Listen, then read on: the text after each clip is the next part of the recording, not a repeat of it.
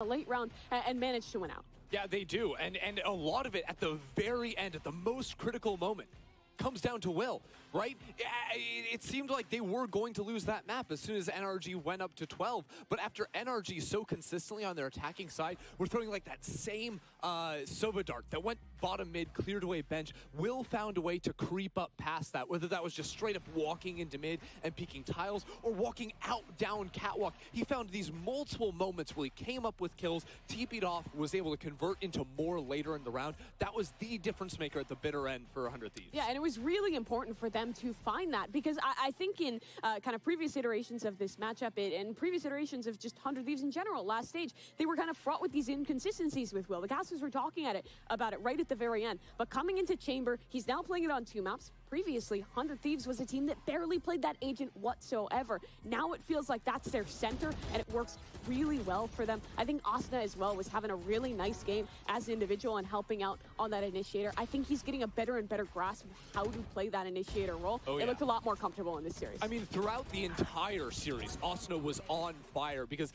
yes, he's playing initiator, but he's also playing entry on this first map of Icebox, right? Then you go over to the Sky, familiar territory for him on Bind, picks up the KO again towards the end of the day. Asuna was on fire all day long. And that's where the difference of Will stepping up at the very end was so important, because Will was having an off day. The first 2 maps, he was not finding the value he wanted, but that all gets rewritten. History doesn't matter the first 2 maps, because Will took these last few rounds on his own to get 100 Thieves the W. And I think it's even more important because of the way that 100 Thieves plays the dive role. They only had like a dedicated Raze or Jet or Neon along those lines in one of the maps here. It was Will. Previously, that was pretty much his full-time job. Now he's playing the Chamber, which means, hey, on ascent, we're going to pivot. We're going to pick the Omen, let Bang be that first point in, teleporting into his own smokes, creating that space. And the same was true in map number 1, where it was Asuna taking that mantle. 100 Thieves, each one of these players are incredibly flexible in not only what roles they play, but how they play them. And you'll see some of that as well as we take a look at the Prime Gaming post-match highlights, and we can see